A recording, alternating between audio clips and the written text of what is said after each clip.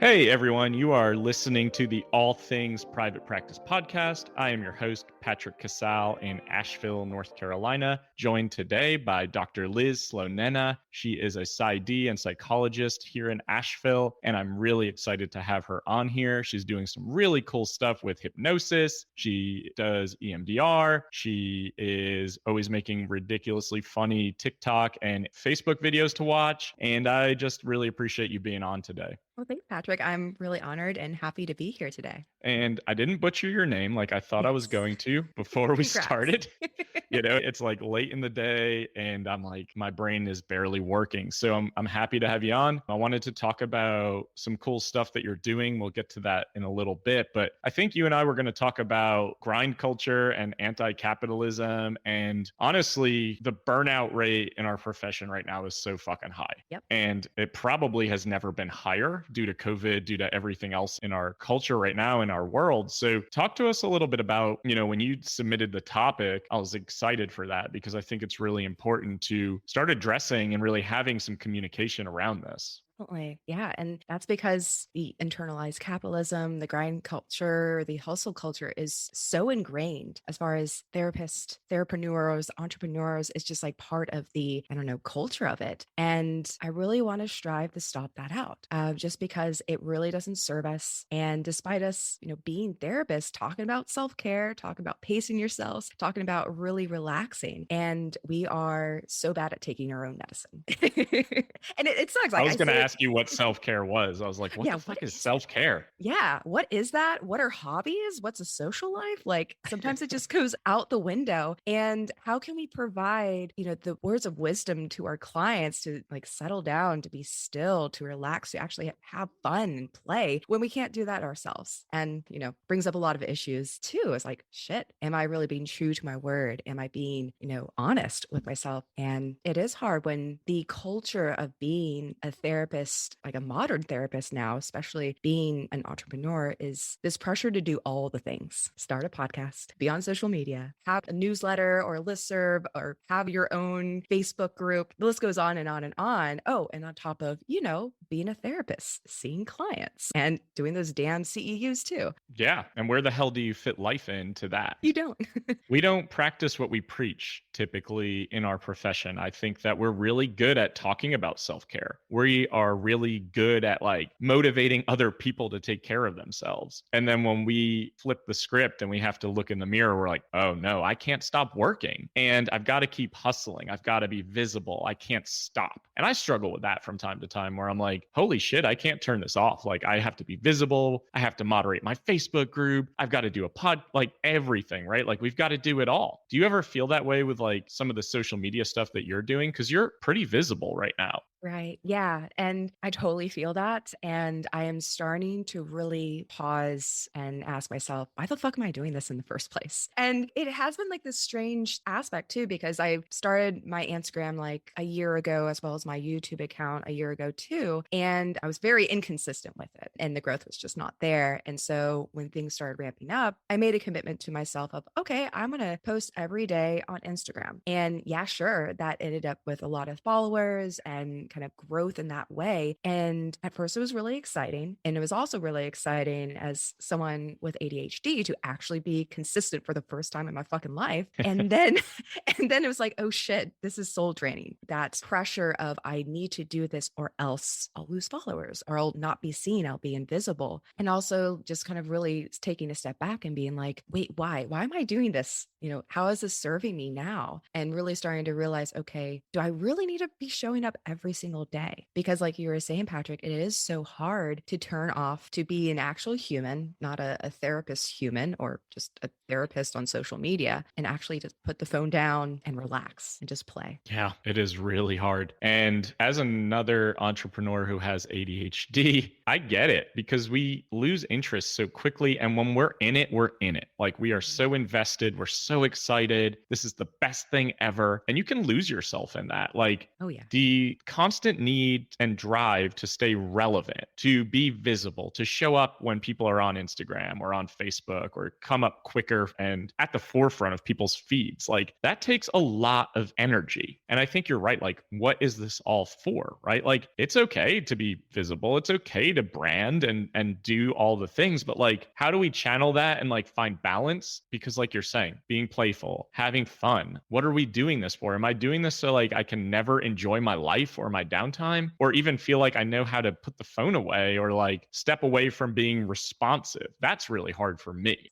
Oh, yeah. For me as well, that responsiveness, I don't know if it's my ADHD brain, but Instagram going in through my DMs and like responding to people's posts and messages, holy shit, that's like the hardest thing I can do. So I'm so sorry if people have been like messaging me, just completely blank my mind. But it is like this constant kind of necessity to be on, to be uber responsive and to be a machine and not a human. It is kind of that curse of being there, of being visible and kind of being available at all times. I don't think you would prescribe that for any of your clients because it is so draining. And again, with all the research as far as productivity, of well-being, is taking breaks is the most important thing that you can do for yourself and creativity. Yeah. And I think when we take breaks, give ourselves space, that's when creativity starts to come up and manifest. And those really good ideas can start to like percolate a little bit. And we can't do that when we're just moving from thing to thing to thing. And I think so often as therapists, we do that. Like we overbook ourselves. We feel guilty when we turn someone away. We have to fit another client in today because I need to make money or they really need to see me. And maybe I feel like responsible. And then all of a sudden you're like, did I even eat lunch today? I don't even know if I've spoken to another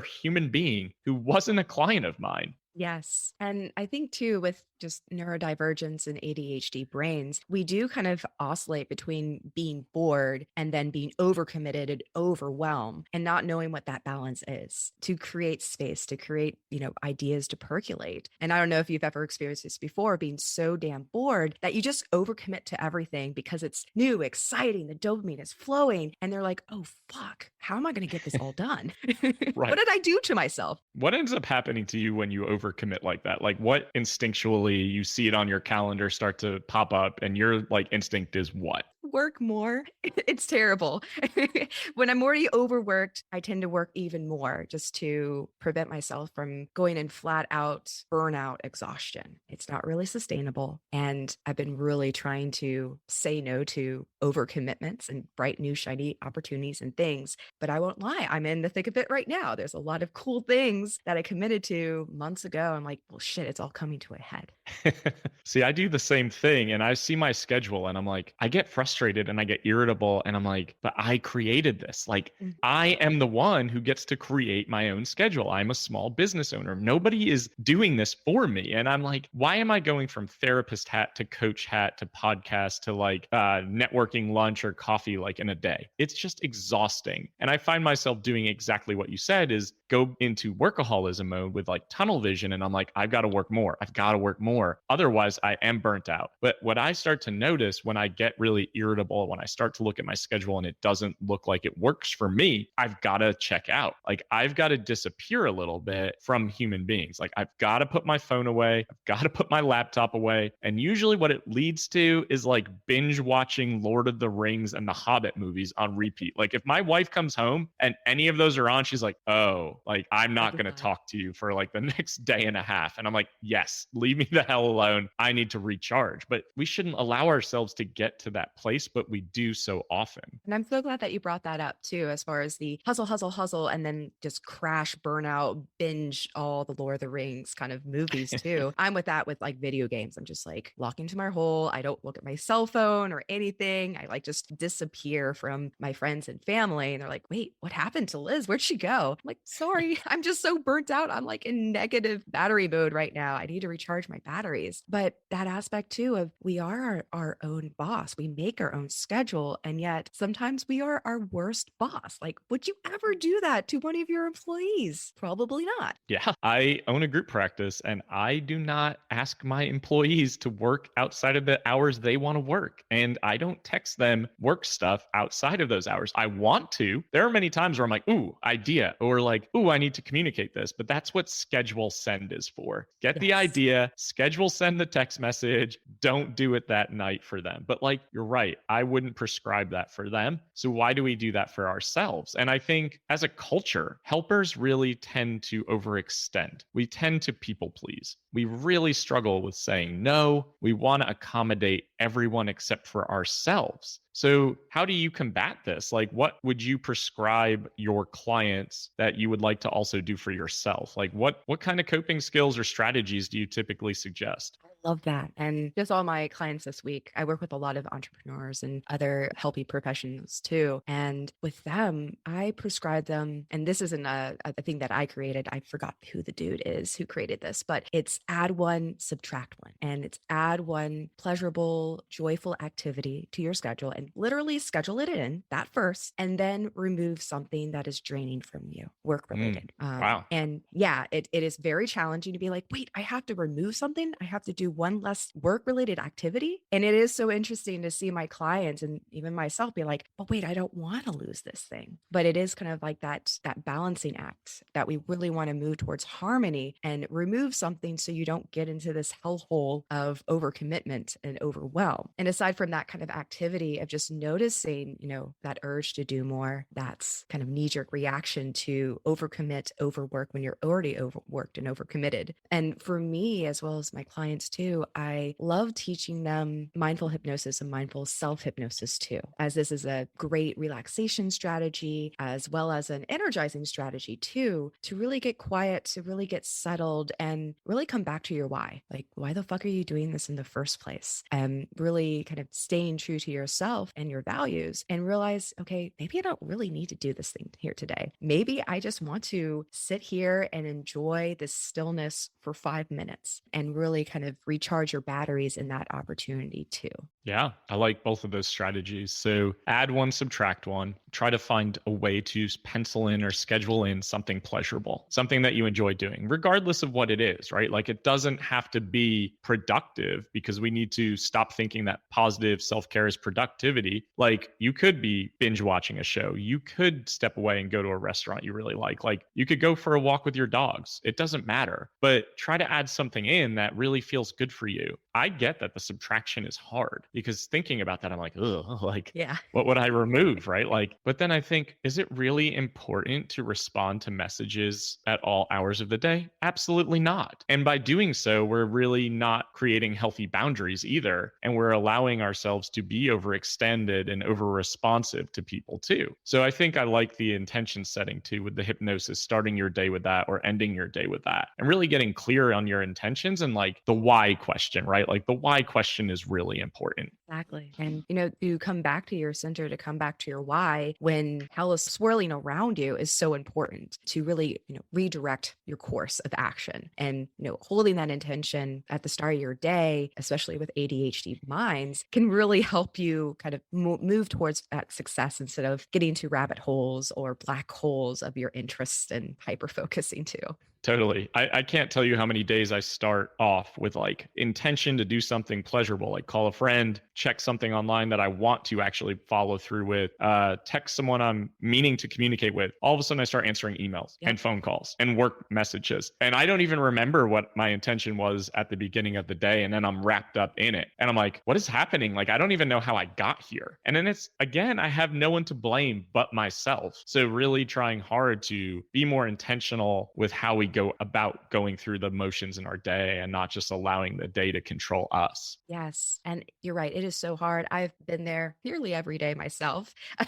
And so it is kind of this challenge of to have all these bright, shiny ideas and bright, shiny responsibilities and really use your brain rather than your brain using you. Right. Absolutely. Very good point. Yeah, I think we need to do better as a not just societal, but in our culture of in our profession. Like we've got to do better. We've got to practice what we preach. We've got to really work on ourselves and our self-care because otherwise we're no good to anyone. And then we're just on to the next thing, on to the next thing. And it just never feels satisfying either because it's like, what is my next accomplishment? I've done it, check it off the list, move on to the next one because that's what I'm supposed to do. And I think that we also correlate and connect and associate self-worth with productivity. Yes. And I'm so glad that you brought that up of internalized capitalism, where yes, capitalism is like in our veins of our country, unfortunately. But because it is so systemic, it's so visible and invisible at the same time, that inherent self-worth linked to productivity, what you make, what you create, that is internalized capitalism. And that capitalism at its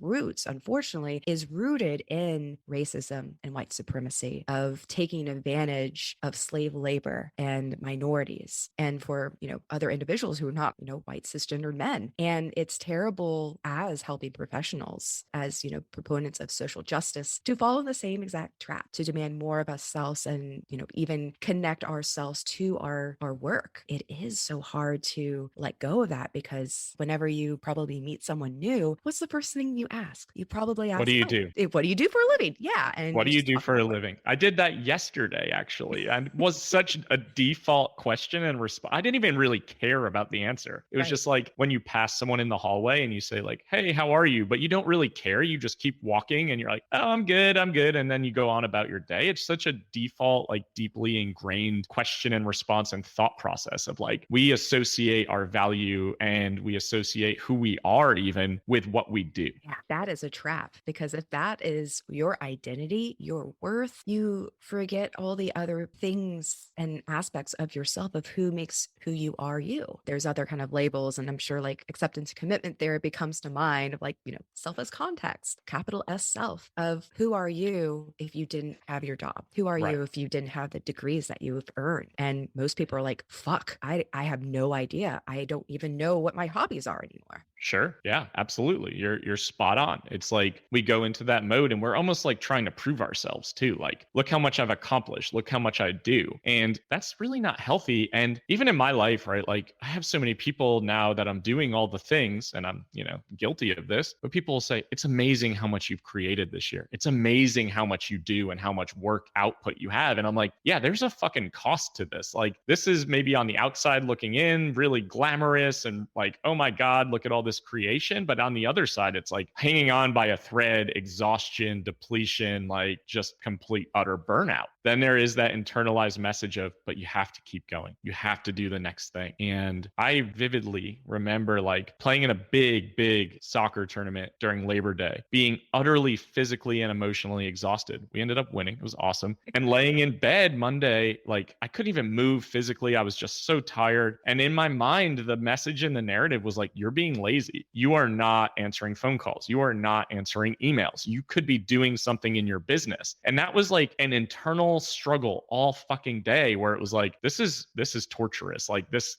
needs to stop. It really is. And oh my gosh, I can completely resonate with that. And I hear this time and time again with my clients, that they finally get a break. They finally are able to take that vacation that they've been dreaming of, have been, really vying for. And then they can't relax. They are Yep. so on edge. They're like, fuck, I gotta do. Oh no, what happens? Oh no, I'm losing so much money because I'm not seeing clients or doing all the things. And what will happen when I come back? Will there be another racist on my, Facebook group? And it is so hard, because just like you kind of mentioned, Patrick, you are rewarded for all the things that you've done, everything that you've created. And it's not as maybe reinforcing when you do take a break, when you do relax. Even if it's one day a week, it's like, well, shit, this feels weird. And some people even have kind of like an allergic reaction to even the word relaxation or doing nothing, because for years they've been trained, probably from, grad school days or even predating that, to do, hustle, or you're a big piece of lazy shit just sitting around doing nothing. That's exactly right. It's like when we think about nothing and stillness and relaxation, I think the negative connotation and label and association is laziness. It's that you are being lazy, you are not being productive. Why are you being a lazy piece of shit, right? Like, and that is not only intrinsic and internalized, it's externalized too. Like we hear that from other sources. So then we start to really absorb that and say, like, yeah, what is wrong with me? Why do I need a day off? Why do I feel so tired? Why do I feel so depressed or anxious? Like that stuff is real. And even when you just said like stillness and relaxation, I noticed a reaction in my body where I was like, oh, I don't think I can sit still. Like there's something wrong there.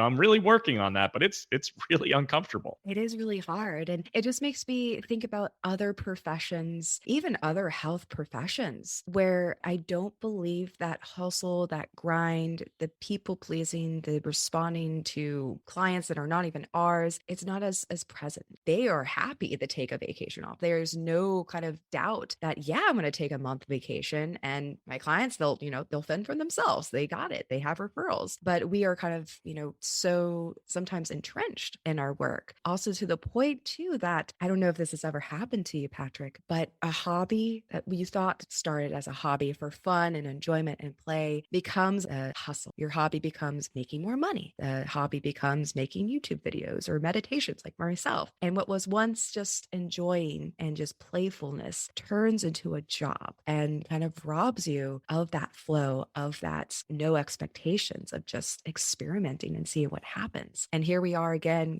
catch 22, the work never stops. You're so right. It's funny because even as we're doing this podcast, it's for enjoyment, but we're also kind of working, because we're both going to promote it. We want visibility, and it's just like it never stops. And you're right. Like hobbies become hustles, they become side hustles. Then all of a sudden they're no fun. And, my wife started a clay earring business, and she's very artistic, very creative. She does it for fun. And me, I'm like, all right, we've got to get it on an Etsy page. You got to apply to more markets in the area. Like we can sell it this way and market it this way. She's like, no, like I'm just doing this for fun. And I'm like, huh? What does that even mean? And that's so refreshing when you have someone, especially your wife, to be like, no, I'm just doing this for fun. I don't care how much money I make. I'm just enjoying it for what it is. And I think that, the money struggles and the money mindset that, especially as mental health professionals that we fall into, yeah, it makes sense that our brain automatically goes to, okay, how can I, turn this hobby into a hustle and make money? Yep. So, moral of the story is we're not alone, right? Like anyone listening to this right now, you're not alone if this resonates for you, if this lands, if you feel like you can't turn it off, that you can't stop, but you want to. And I would ask you to try to check in with your parts. And if you are familiar with IFS or parts work, like check in with the parts that are saying you can't stop. Your value is based on your achievements or your accomplishments or how much you do. And then check in with the part that's like, I am so exhausted. I just need rest, and really try to give that part some love and some nurture and some compassion. Because our parts that are really deeply rooted in terms of protecting ourselves, it's hard to kind of break that mold. So I just want to really encourage that. It's very exhausting to go through this. And I know a lot of therapists who are like expanding into entrepreneurs in different arenas. And I applaud you. I'm one of them. Liz is one of them. I love it. But we have to find balance. Like we have to find a way to step away from what we're doing. Well, that, and I love how you're integrating parts work and IFS. And I'm just so curious too. What is the image of your workaholic part? If it has an image, what is it? Oh, I'm so bad at imagery. Like my therapist asked me that. She's like, what do you want to name your workaholic part? Or like, what do you want to, how does it look? I'm like, I don't fucking know. I just know it exists. Like, but if I had to think about the image, it's like, it's mean. It's ugly. Like, it's like, I think about like, I'm thinking about another Lord of the Rings reference because the poster is behind me. But like, I see these goblins in the tunnel and they're like whipping each other to keep doing more work and like build more tunnels. And like, I'm like, that's what it looks like. It's just nonstop and it's so fucking mean. And it just gives you these messages of like, you're not good enough. You're kind of worthless. Like, you're incompetent. You need to do more, improve more of yourself for like validation. And that stuff is so painful. I imagine so many of us experience that to some degree. What about you? Like, you think about your workaholism part. What does that look like? Ooh, I love how very similar to yours, there's whips involved. So my workaholic part is a stage coach, but a really, really mean stage coach of like just holding the reins of all these horses with these crazy ass whips going everywhere and just like going full speed ahead. And there's like something really important and, valuable in that stage coach that they're holding, but the horses are exhausted. Like that other part is just so freaking exhausted. It wants to stop and take a break. It just wants to be free. But that, mean, critical, ruthless stagecoach is just whipping them to like oblivion. And again, those kind of thoughts of you can't stop, you have to keep going. This is not good enough. How dare you even think that you could do this? Like you are way too young. You need to be more mature, and all these terrible like internal messages. I'm like, ooh, even right now, I'm like, oh my gosh, can't believe that's just like spewing out. Yeah. But it is so entrenched entrenched. And we're certainly not alone, because I wonder if anyone else resonates with these kind of images, or the inner critic or the imposter syndrome that inevitably will show up in this brave and fierce work that we're doing too. It's really well said. And I appreciate you sharing that with everyone. And I want everyone to think about that. What does that part look like for you? And how can we take back some of the power to combat that part, to make it less scary, to make it a little bit more muted? It may still be there, but how do we silence it just a little bit? Maybe giving it a funny name, maybe giving it a funny voice. And again, turning back to play and trying to incorporate playfulness into your life, even in small doses. I think we just lose sight of that so often, and how powerful the tool is when we realize like we're really trying to heal inner child wounds here. Like we're really trying to heal attachment trauma. And we do so by being more playful and kind of dropping into that headspace. Exactly. And that's why I honor my inner child by playing all the video games that I want to play, to watch all the anime I want to watch. And I think another inspiration for just play, I have two very large dogs, and they are the most playful animals I have ever met. And just seeing them just like out of nowhere, just starting playing, being goofy. There's no rhyme or reason. They just do it. And it's such a helpful reminder to be like, oh, if they can just run down the hallway and be a big old goofball, so can I. Animals, and especially dogs, like such a good reminder of just like constant joy and just always having a good time. And it's really a beautiful thing to just be able to embrace that too. So yeah, I think these are all good suggestions. And for anyone listening, I really hope that you're able to incorporate some of them and detach how you view yourself in terms of how much you work and how much output that you have. So yeah, I think this is a very valuable conversation that probably needs to be ongoing and continuous. So I appreciate you talking about this today, Liz. It means a lot. I do want to pivot real quick, and I want to highlight some of the cool stuff that you're doing in all of the kind of ventures that you've got going on right now. So tell everyone that's listening where they can find more of you. Sure. So I have my website, drlizlistens.com, and I'm also on most social media platforms. So that's TikTok, Instagram, Facebook, and you can find me at Dr. Liz Listens. So it's DrLizListens. And there you'll find relatable reels and memes and other kind of goofy, silly stuff. But if you are interested in experiencing mindful hypnosis for deep relaxation and, even activation, feel free to reach me out on one of those social media platforms, and I can give you a free trial of Aura, a wellness app that I'm collaborating with, so you can experience what it is like to actually relax and feel better about yourself. Love it. If any of you didn't catch that, all of those links will be in the podcast description so that you'll have access to them, to click on them, to pay attention to them, to follow Liz on social media, and to really get in tune with mindful hypnosis and just relaxation techniques to combat some of this stuff. Liz, I really appreciate having you on today. For everyone listening, please feel free to download, subscribe wherever you listen to podcasts. You can find more of me at allthingspractice.com or the Facebook group All Things Private Practice. Follow me on here, follow me on social media, and we will see you next Monday. Everyone have a good week. This podcast is heard along the Marketing Podcast Network. For more great marketing podcasts, visit marketingpodcasts.net.